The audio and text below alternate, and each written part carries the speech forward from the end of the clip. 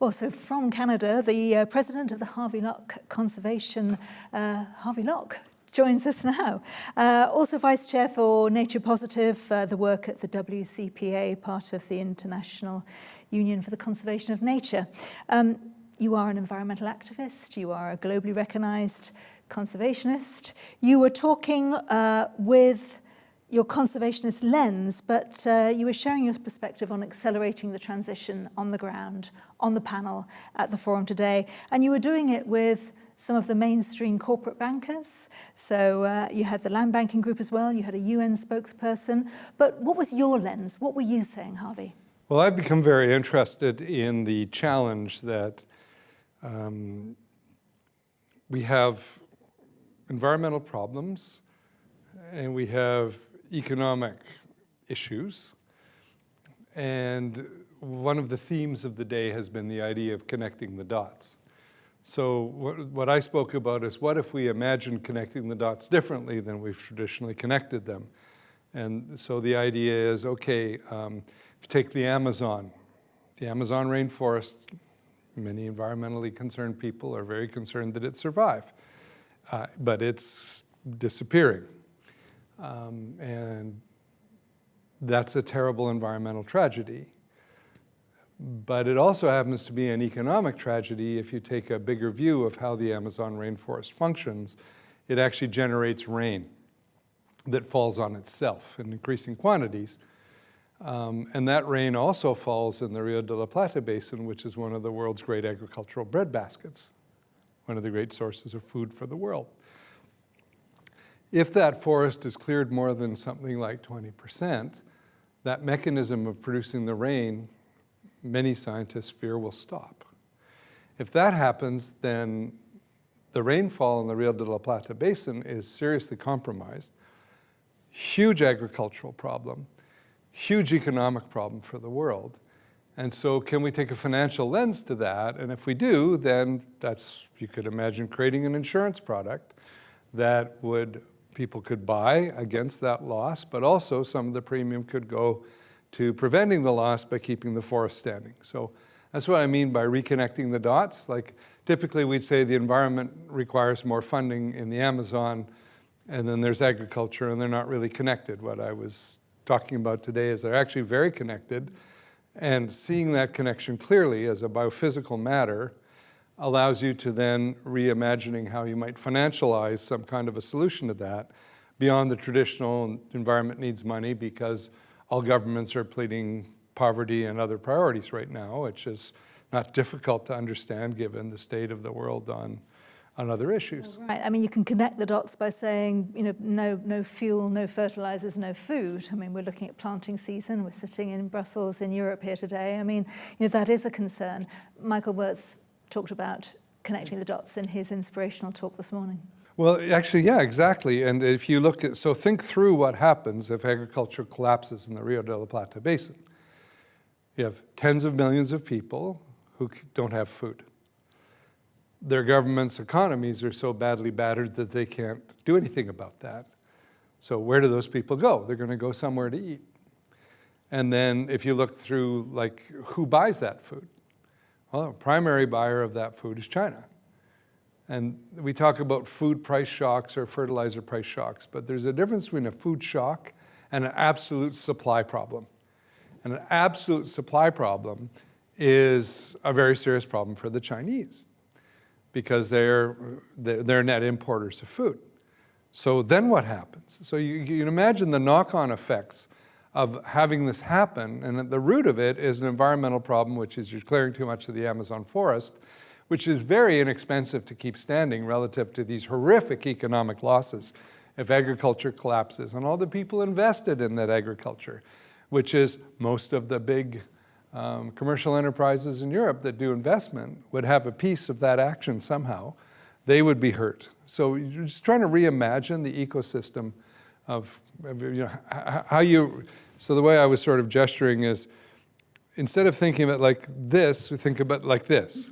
Just turn the problem upside down and see if by doing that you find a solution that wasn't visible before. And you also said that the lens of looking at the Venn diagram and the crossover between the economy, the environment and society, that's a roadmap that is wrong, gone, doesn't exist anymore, right? Well, the problem is it was conceptually not robust in the first place. We were framing progress on the environment.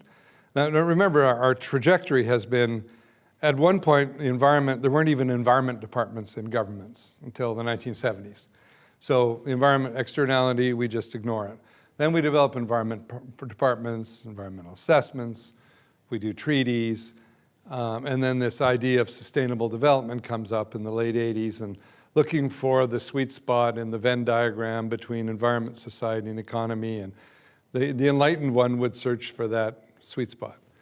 The problem is it's conceptually not correct. The proper conception of the world, this is a matter of iron fact, is we all live on Earth, and the Earth is the context for everything you and I do, no matter what it is. And so humans are a subset of that bigger Earth system. And then the economy is a subset of that human system. And that economy as we know it today is only like 250 years old. It's not like humans can't live without this economy. This economy was created to serve people. It's not an equal competing interest. If it's not serving people, it's of no value. And if the economy, if human society isn't living in a way that maintains human society inside the Earth system, there'll be no more human society. And we've got to get that conceptual framework clear in our minds, or we're not going to get the problem right. But that doesn't mean we stop everything. It just means we think about what reality is and then organize ourselves accordingly. You live in a beautiful part of the world, Banff, near Calgary in Canada. And, I don't know if you saw, I think we all saw the pictures from Artemis 2 of, the beautiful blue planet, right? I thought it was so interesting. One of the people, in talking in the press conference afterwards said, what stands in the way becomes the way. And I just thought, maybe that's one of the themes that threads through the conversations that we have at the forum. Well, that's a really interesting way to think about it. The challenge we have is that pretty much everybody from any part of the political spectrum knows we haven't got things right.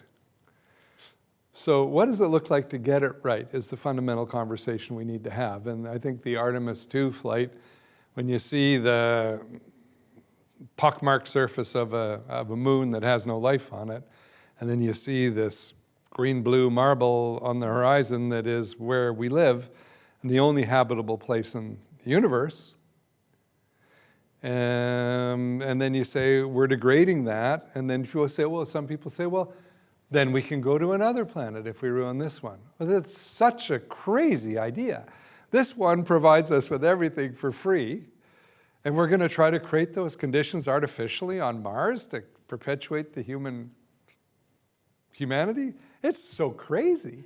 I mean, we have to figure out how to live here and make the system that gave birth to us and that nurtures us continue to function in a way that nurtures us. We do know from deep geology that the Earth can run quite fine without people. And the humans have only been around for 250,000 years, and the Earth is 4 billion plus years old. So it could shrug us off and carry on. So it's in our self-interest for that shrug not to occur. And we're busy encouraging the shrug by changing the climate, killing off life, over-polluting the ocean. We're actively degrading the system that nurtures humanity, and we need to turn that around. And that's what this nature positive idea I was talking about is about. Last thought then, and what you heard from the panel, did it give you any room for optimism, the map, the path, the progress that we can take so that the planet doesn't shrug us off? Yeah, I mean, just the fact that there's a forum for agriculture, and then if you take a look at who I was on stage with, I was on stage with a very senior official from the European Union Climate.